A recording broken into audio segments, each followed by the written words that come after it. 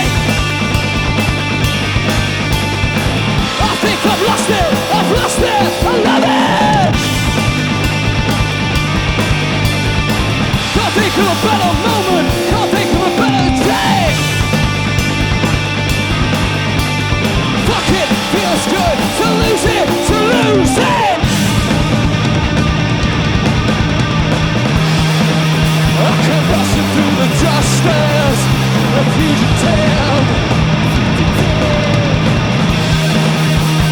You to an endless road. Other people only trusting to the rear. Well, that's a man with bottom. So on the runner, on the ride, diving, reaching, feel the shine. Lysistrata live on KEXP.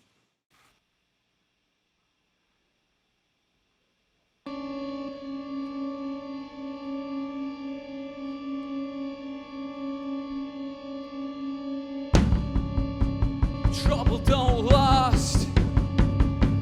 Trouble don't last. Trouble don't last forever. Trouble don't last. Trouble don't last. Trouble don't last forever. I've been aging like 100-year-old kid on the wrong side of the bridge.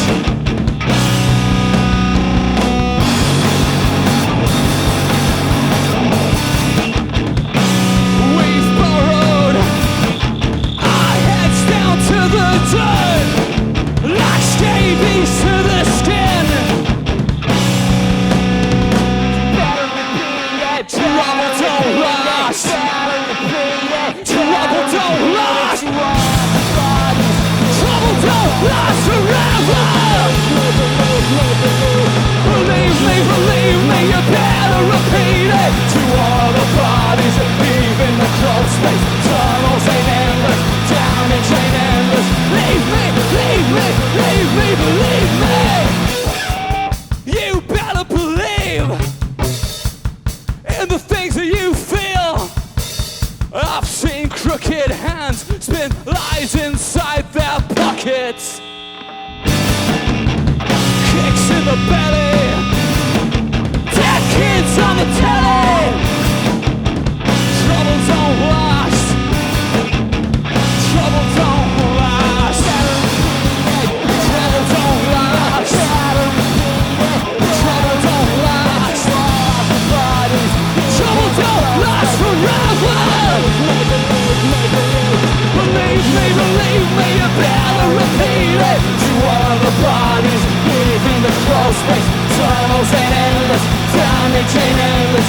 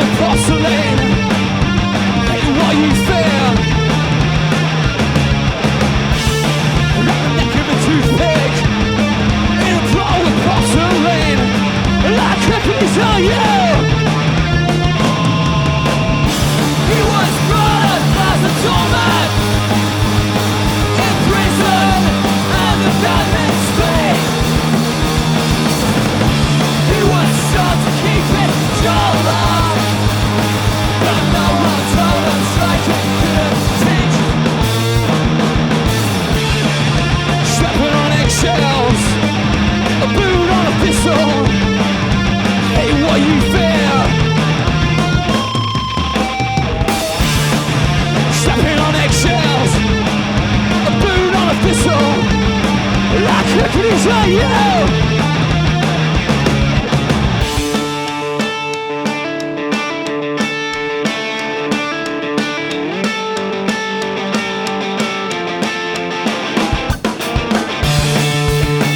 Like I can desire you. That's who you are now. There's a wall between us.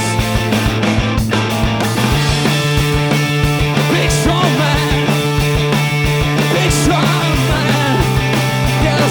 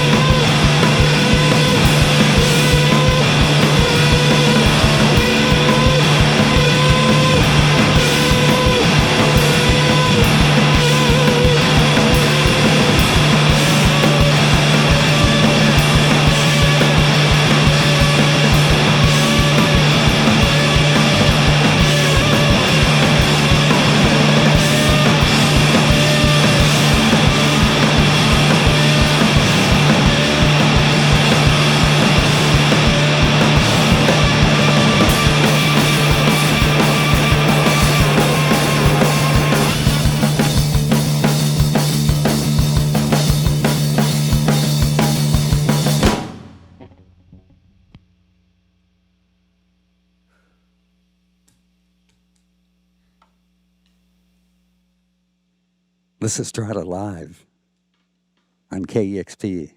Thank you so much. Thank you. Needed that. That was fantastic. Thanks so much.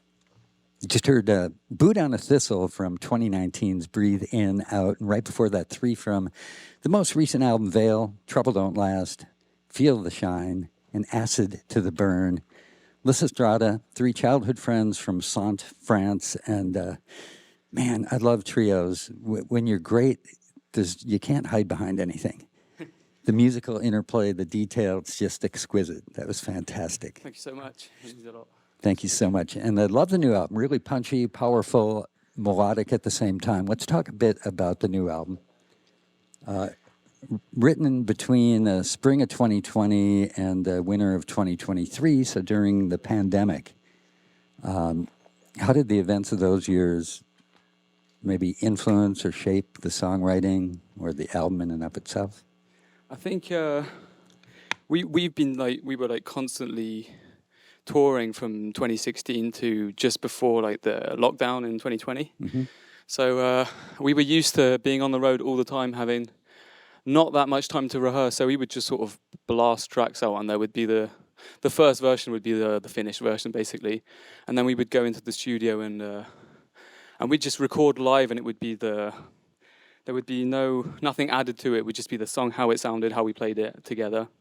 I think when we were locked down in 2020, it was the first time we'd actually spent a lot of time not seeing each other, and I think that helped maybe work on our own projects, with our laptops and stuff, just jamming on our own, and then we put all that together. We had loads of ideas. We put all that together, and which makes for an album which is much more put together, much more constructed. It wasn't, and plus it was produced as well, which is the first time we actually got an album produced by someone. So yeah, it was a completely different experience, but I think one that we would like to do again. I think we've done that live recording now, and we want to continue building albums, taking time to make them as well. Did the new songs, the songs from Veil, come after Breathe In, Out? Had you written any of the songs, or did it all start kind of with a blank slate going into the studio, or when you were working independently, sharing files and communicating? I can't remember what the first song. I think the first song was Horns, right? Yes. Which we wrote. We were asked to do a cinema concert where we got all these films that came in from a film school in London called National Television and Film NFTS, yeah. It's a film school in London, and we had this project where we had all these films and we had to compose all the music to it. Imagine a new music to these films, and we played them live. And Horns was one of those. The riff was one of those songs. It was a really extended version of that, and yeah, so I think that was the first song that came into Veil. And then from that, we had all these ideas lying around that we put together. And we sent a load of them to producer Ben Greenberg, who helped us sort of make these songs a bit shorter as well, because we'd been working on them for so long that we didn't know where to go with them. And he helped us make them a bit more concise as well. It's interesting because the record sounds, like an evolution that makes sense. It doesn't sound like there's embellishments to the song. To the songs, and not a ton of overdubs. It just sounds big and crunchy, but the production really serves the songs themselves.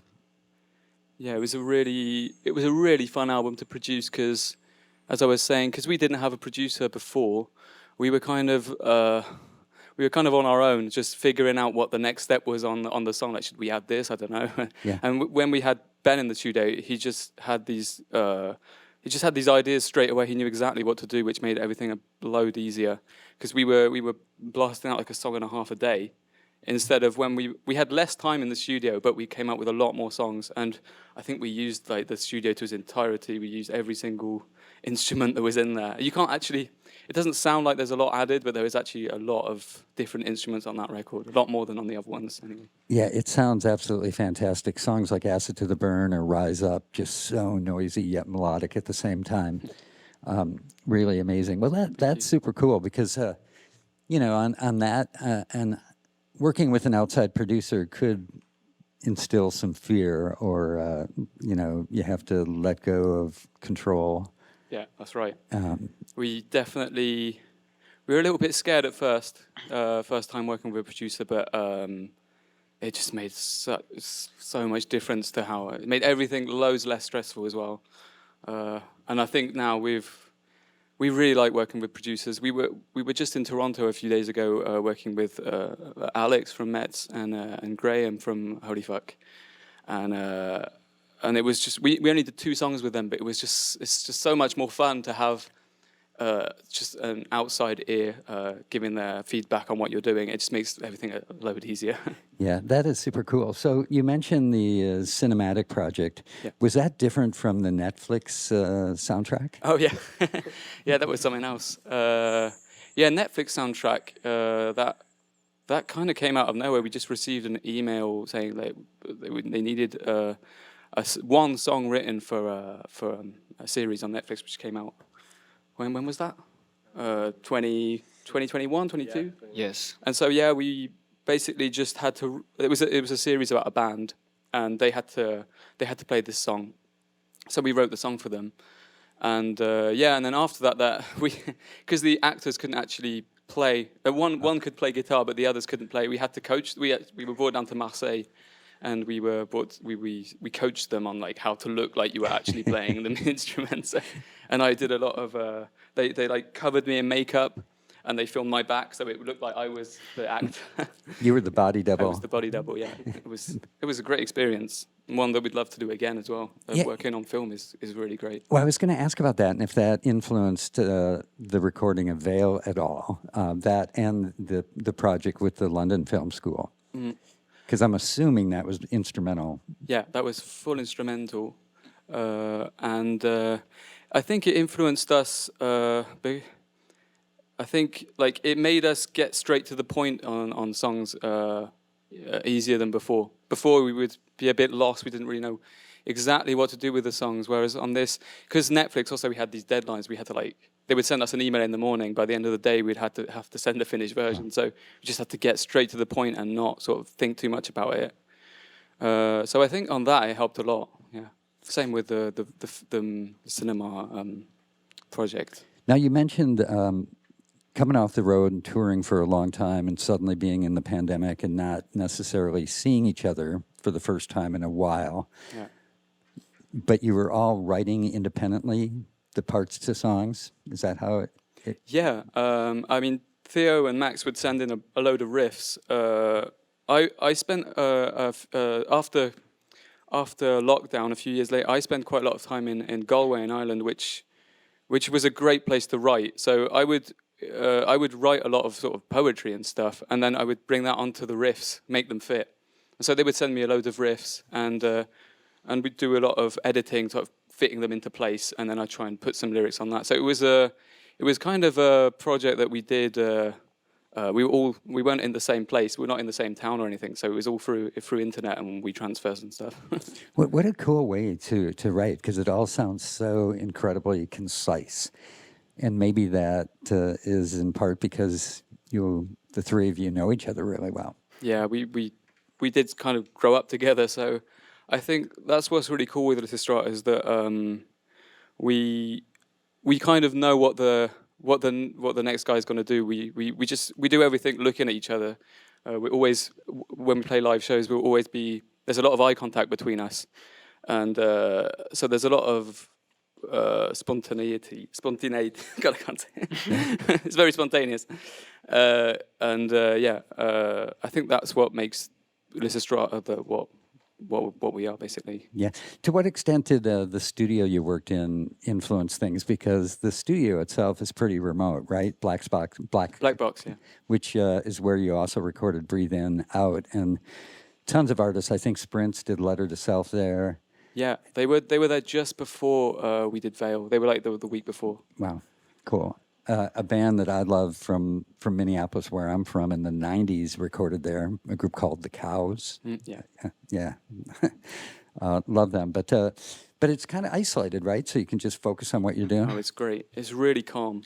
Like, it's really in the middle of nowhere. So, And we've been there. It's the third time we went there. We've done all our records there. So I think that helped as well. The fact that we knew the place really well. It's like just going.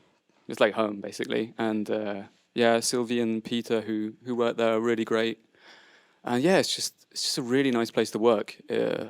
Everything's very chilled. It's relaxing. So like when we do music like we do, which can be quite intense, it's nice to go outside and play a bit of basketball. Cool.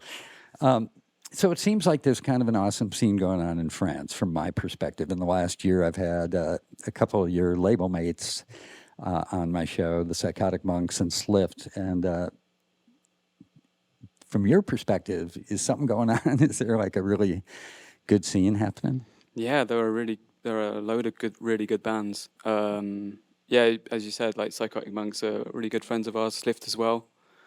I think there are a lot of bands. There's a lot of stuff going on that we don't necessarily hear of. Loads of young bands. There's what was that? There's a band called Monolith that I really like. That are not very known in France. I think they're kind of underestimated. They're really, really good. They sound very Canadian. I think they're very like acoustic rock, very 90s sounding stuff. I think there's a band called Rendezvous as well, which are pretty big in America. And I think there is a load of stuff going on, and you should definitely go and look on Bandcamp what's going on in France. Yeah. There's loads of stuff. Yeah, it seems like it's been fantastic. So we're in early 2025 when we're recording this. What's next? What is next, guys? I don't know. That's a good question. That's a good question. We'll just keep. We've got a few gigs on, mainly in France. I was talking about that recording with Alex and Graham. Mm-hmm. I don't know when that will come out, but at least we've got it. We're just gonna keep doing what we do. Don't know where it will take us, but yeah. Do you have thoughts on? Have you been writing new material? Yeah, we're pretty much always writing new stuff. There are some. Sometimes we take a break on writing, but we're always at our homes. We're always writing stuff and sending each other loads of ideas. So yeah, cool. We'll keep doing that. Can't wait for more. And thank you so much. It's great having you here in Seattle in our studios. It's an honor. Thank you. Thanks so much. Lysistrata live on KEXP. Thanks to the KEXP crew. Thanks to all of you listening and watching. Thanks to everybody who donates. All of these live and studio sessions are possible because of your donations. And if you aren't subscribing to our YouTube channel, you should do so because you're going to get a notification whenever we launch new exclusive live sessions, which is quite often. Thanks tons. I'm Kevin Cole, and this is Live on KEXP.